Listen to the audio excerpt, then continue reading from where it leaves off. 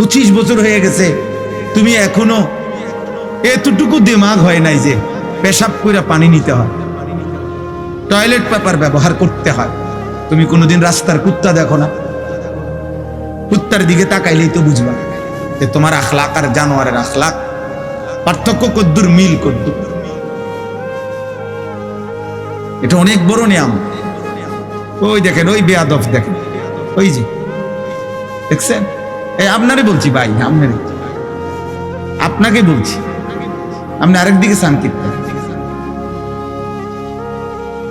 নিষেধ করছি না মোবাইল ধরতে? কি মনে করছেন আমি ছেড়ে দেওয়ার মানুষ?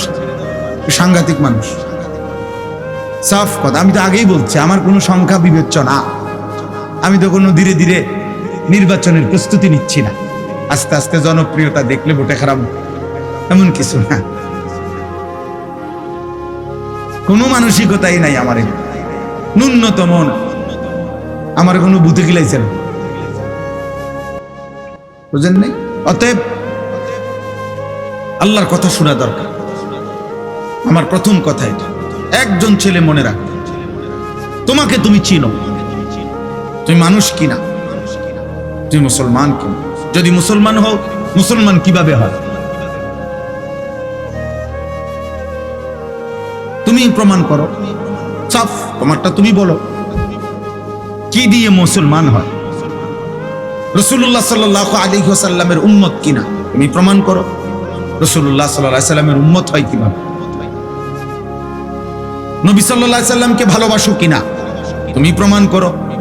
নবী সাল্লাল্লাহু আলাইহি ওয়াসাল্লামের ভালোবাসা কিভাবে হয়? তিনি বলছেন না, নবীজি বলছেন, মান আহাব্বা সুন্নতি ফাকাদ আহাব্বানি, যে আমার একটা একটা সুন্নাতকে, আমার তরিকা, আমার চাল চলন, উঠা বসা, আমার চুল চেহারা, আমার আচরণ উচ্চারণ, আমার জীবন যে পছন্দ করে, সেই আমাকে ভালোবাসে।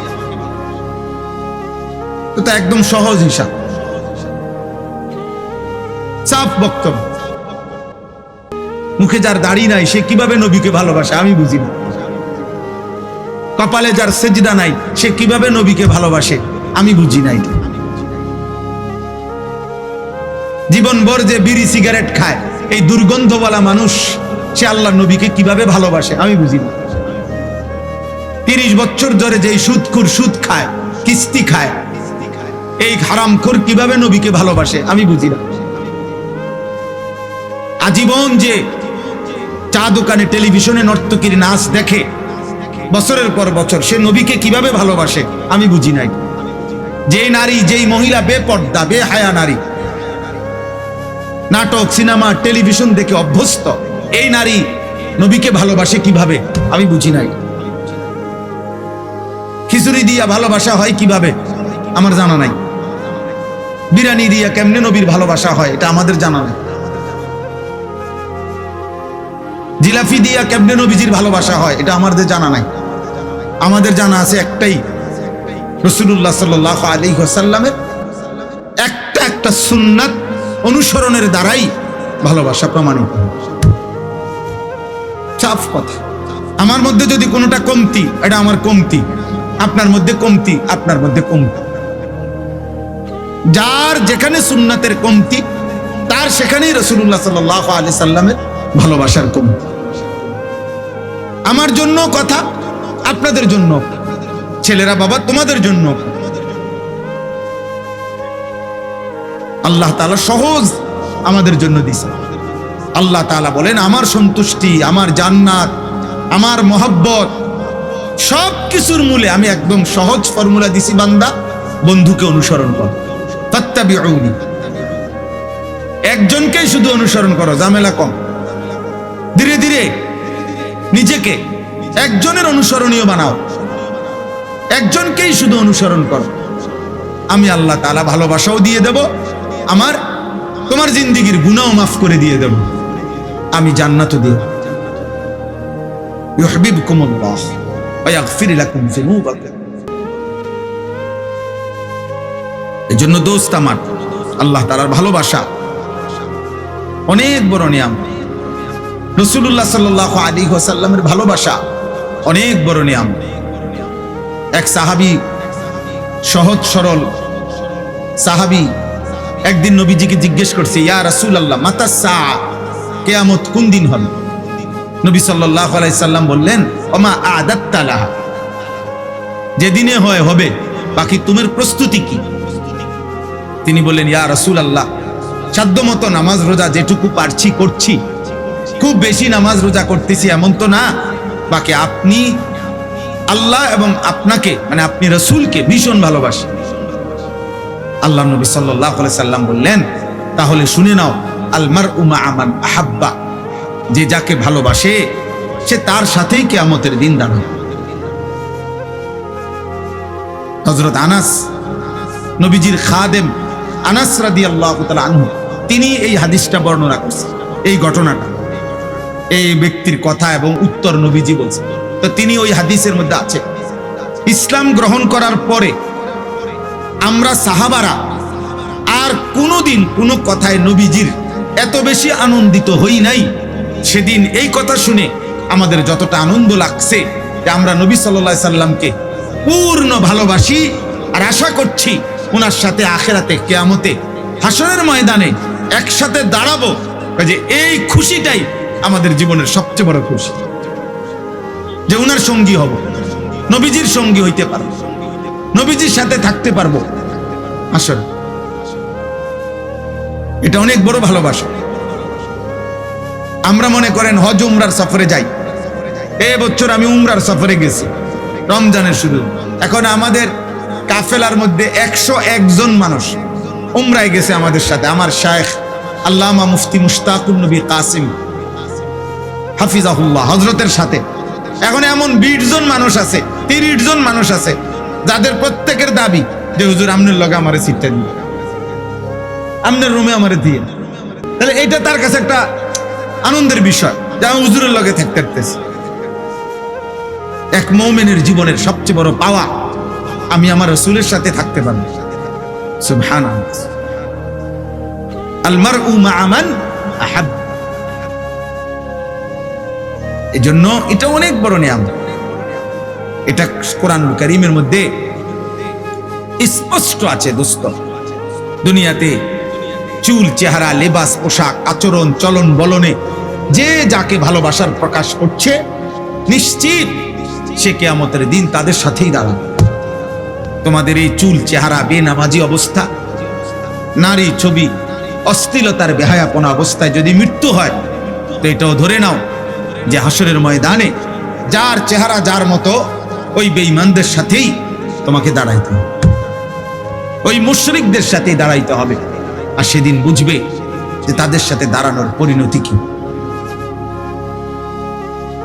তাদের সাথে পরিণতি। সৌন্দর্যের তো তেমন কিছুই না দুনিয়াতে।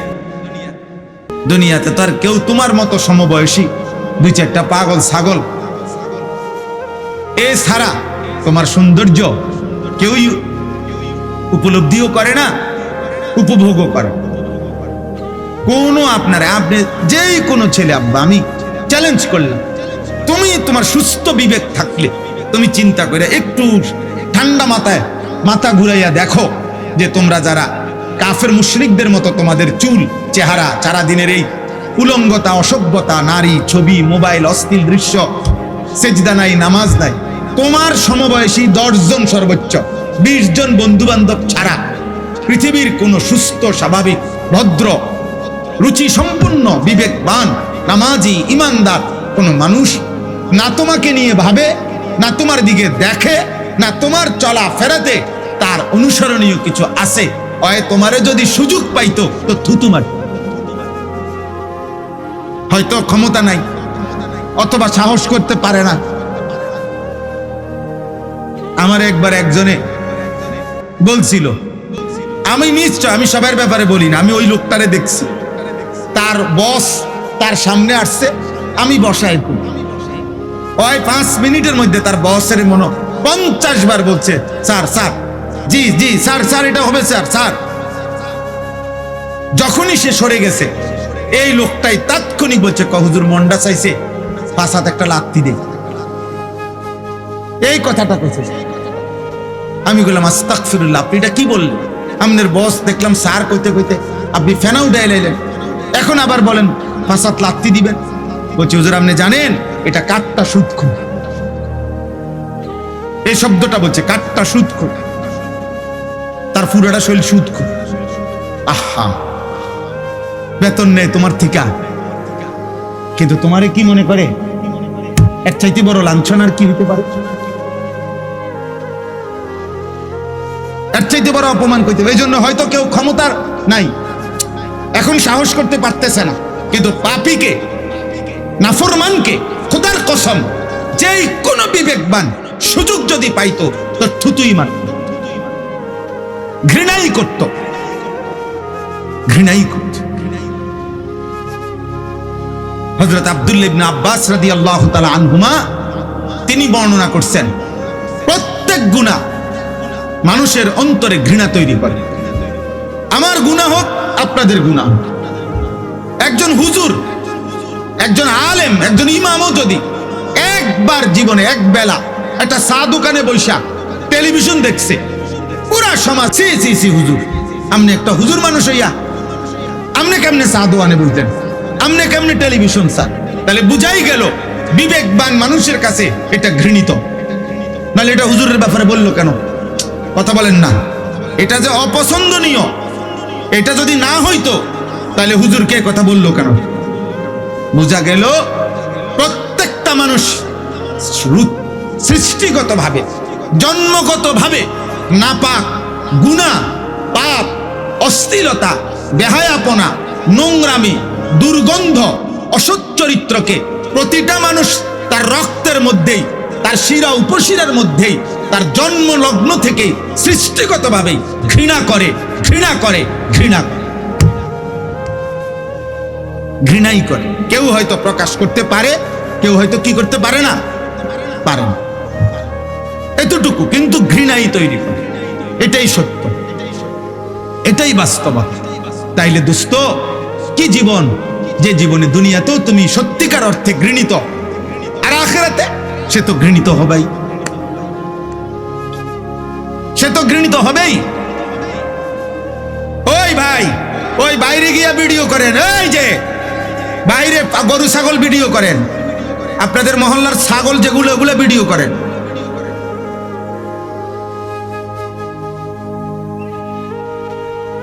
জি। অতএব এটা জরুরি বিষয়। আমি একটা ছেলেকে বলি ভাই, একটা বাবাকে বলি, আমাকে বলি, ওলামায়ে কেরাম আছেন এখানে, আমাদের সবাইকে আমরা বলি, উসিকুম ওয়া ইয়া, আপনাদেরকেও বলছি, আমাকেও বলছি, জীবনের মাকসাদ চাই ভাই। দোস্ত, জীবন চেনো তুমি, তোমাকে চেনো, তোমাকে চেনো, উপলব্ধি করো। রাসূলুল্লাহ সাল্লাল্লাহু আলাইহি ওয়াসাল্লাম সাহাবায়ে কেরামের উপলব্ধিতে ঈমান বসাইছেন। আল্লাহ কোরআনুল কারীমের মধ্যে বলছেন, উলাইকাল্লাযীনা ইমতাহানাল্লাহু কুলুবাহুম লিত্তাকওয়া।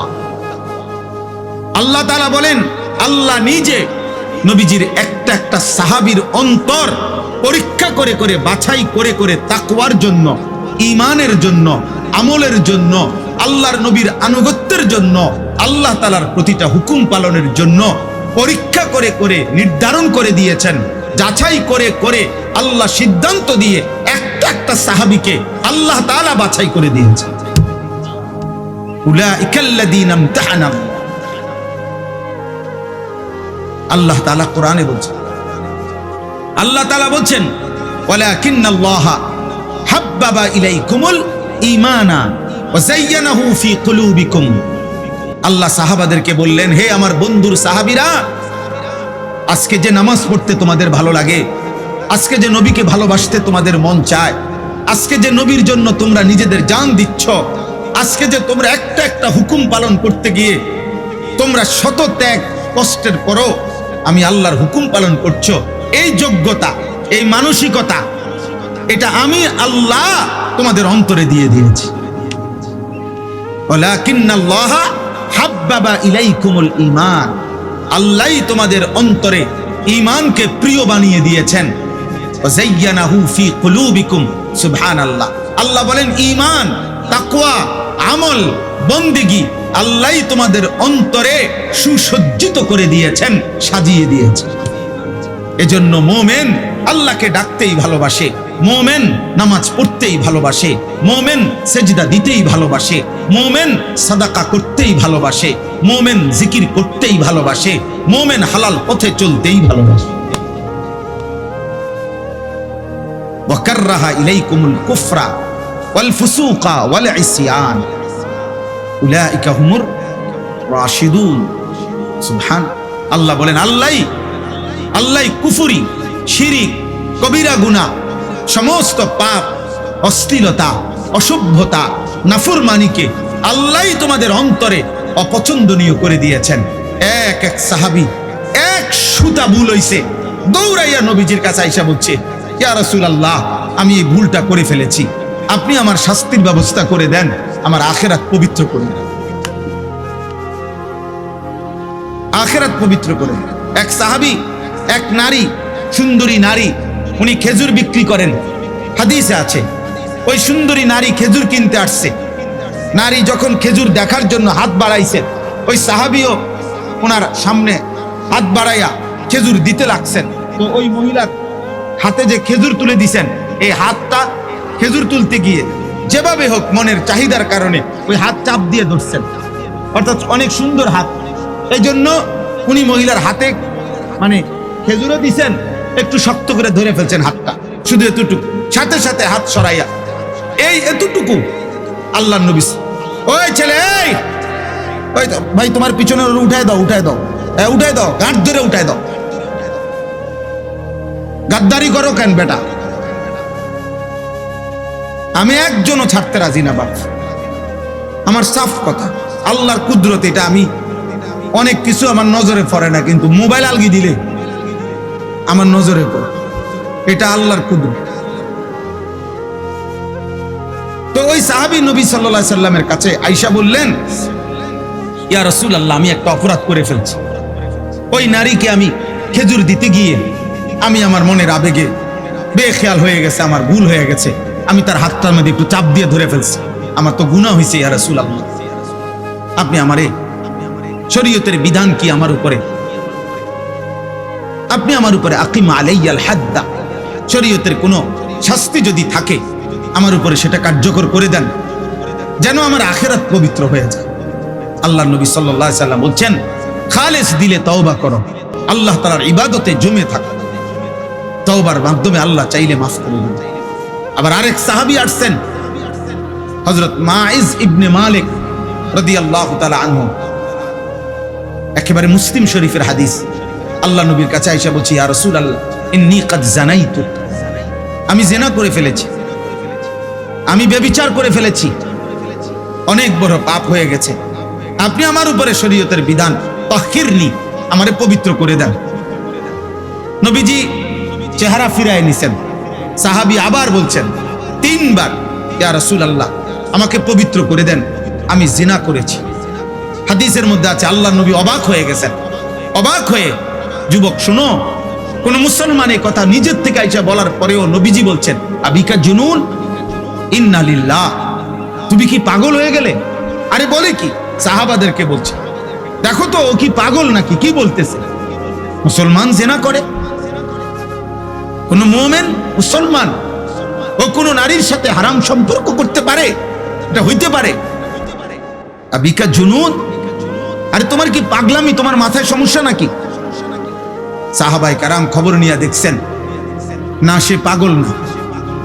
আরেক সাহাবী নাকের কাছে, ওনার মুখের কাছে নাক আইনা গন্ধ শুকে দেখছেন, কোন মদ খাইছে, নেশা করছে, এমন কোন গন্ধ কয় কিনা। তাহলে হয়তো মাতাল, মানে এই কারণে কইতেছে। বলছি, ইয়া রাসূলুল্লাহ, তার মুখে কোনো মদের গন্ধও নাই, সে পাগলও না, তাহলে তো ঠিকই বলছে। এরপরে আবার মহল্লায় খবর নিয়ে নিশ্চয়তা পাইছেন, ওই সাহাবীর এক বক্তব্য, আমারে পবিত্র করে দেন। আল্লাহ নবী সাল্লাল্লাহু আলাইহি সাল্লাম, উনি বিবাহিত ছিলেন, আল্লাহ নবী মাটি খুঁড়ে অর্ধেক পর্যন্ত এই সাহাবীকে দাঁড় করাইয়া খোদার কসম সাহাবায়ে কেরামকে বলছেন, ফারুজিমা, অতঃপর তাকে পাথর মেরে হত্যা করা হয়েছে,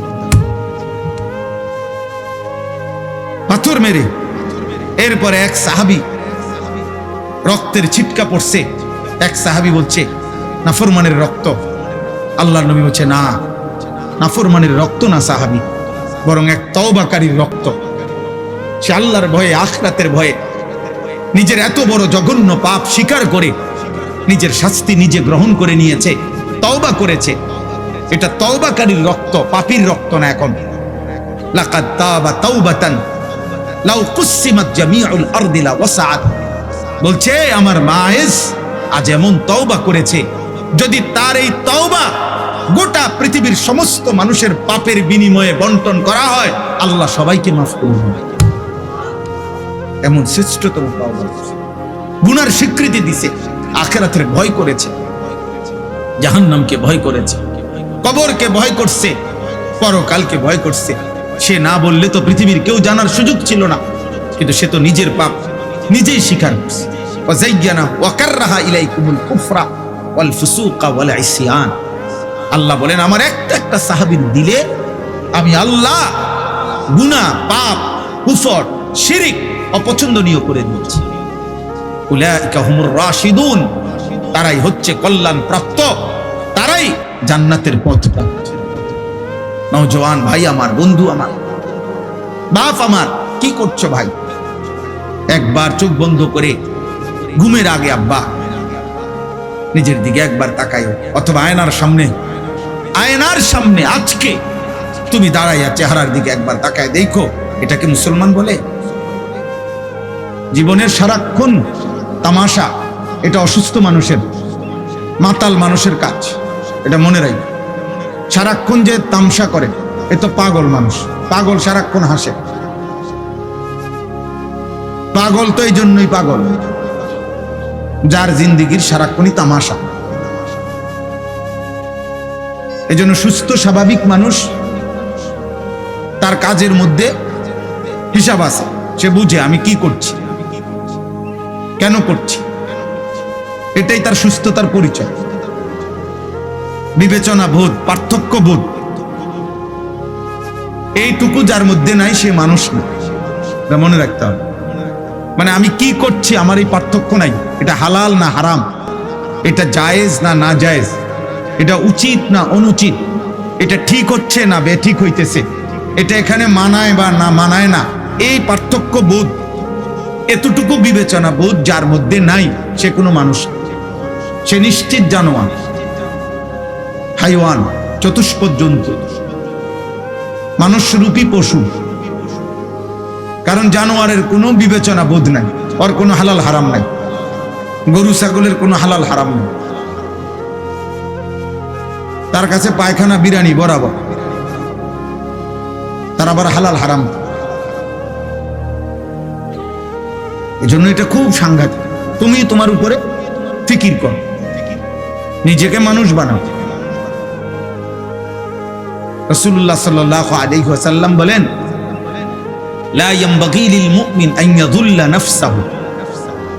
হাদিসে নবীজি বলছেন, কোন মুমিনের জন্য, মুসলমানের জন্য উচিত নয় এমন কোন আচরণ কর্ম যার দ্বারা সে নিজেকে নিজে বেইজ্জতি করছে। এটা ঠিক। আমি আমাকে অপমানিত করব কেন? আমার জিন্দিগি, চেহারা, সুরত, চলাফেরা দেখলে, আমার কথাবার্তা দেখলে মানুষ কেন বলবে, কিরে তোরে দেখতে দি গাঁজাখোরের মতো লাগে? এমন বলবে কেন? মানুষ কেন আমাকে বলবে যে কিরে তোরে দেখলেই তো বোঝা যায় ফুটটা খোর, বাবা খোর, তোকে দেখলেই তো বোঝা যায় বেনামাজি, আল্লাহ নাই, রসুল নাই, সেজদা নাই, নামাজ নাই। আমারে এখন বলো তোমাদের মধ্যে বেনামাজি ছেলে যারা আমি দাঁড় করাই, ইনশাআল্লাহ আশা করি 100 জন দাঁড় করাইলে বেনামাজি, আশা করি ভুল হবে না, হয়তো 1-2 জন ভুল হইতে পারে। তো চেহারা দেখলেই বোঝা যায় বেনামাজি, বেয়াদব। বেয়াদব তো চিনাই যায়, বেনামাজি নিকৃষ্ট বেয়াদব, বেনামাজি অসভ্য, বেনামাজি হাইওয়ান, বেনামাজি পশুর জিন্দিগি, জানোয়ারের জিন্দিগি দাপন, কুকুর বিড়ালের জীবন, গরু ছাগল ভেড়া বকরির জীবন। এ নিঃসন্দেহে সেজদাবিহীন জীবন জানোয়ারের জীবন, ঈমানবিহীন জীবন জানোয়ারের জীবন, আল্লাহবিহীন জীবন জানোয়ারের জীবন, রাসূলবিহীন জীবন জানোয়ারের জীবন, সুন্নাতবিহীন জীবন জানোয়ারের জীবন, হাইওয়ান। ও তো চিনা যায়। কিন্তু স্পষ্ট বোঝা যায় আব্বা। এজন্য এটা মুমিনের সিফাত।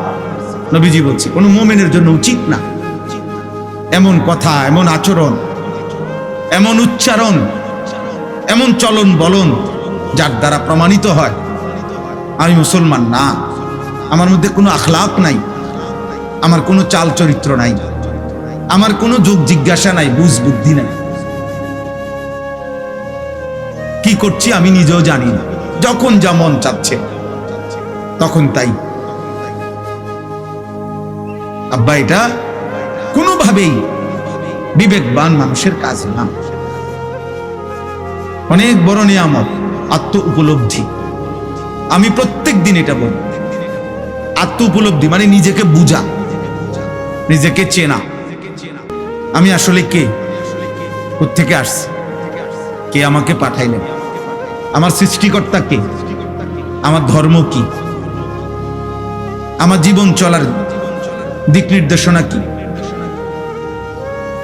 এটা এতটুকু বুঝা অনেক বড় নিয়ামত। কত বড় দুর্ভাগ্য বলো বাবা, 18 বছর এখনো তুমি জীবনের কোনো গন্তব্যই চেনো না, কোথায় যাচ্ছ, কই যাচ্ছ, কি করছ, তাহলে কেমন বদনসিব। তোমার বয়স হয়ে গেছে 25, এখনো তুমি পেশাব করে পানি নিতে হয়, হালালা পাক হইতে হয়, টয়লেট পেপার ব্যবহার করতে হয়, এতটুকু আখলাক শেখো নাই, তোমার সাথে জানোয়ারের পার্থক্য বলে।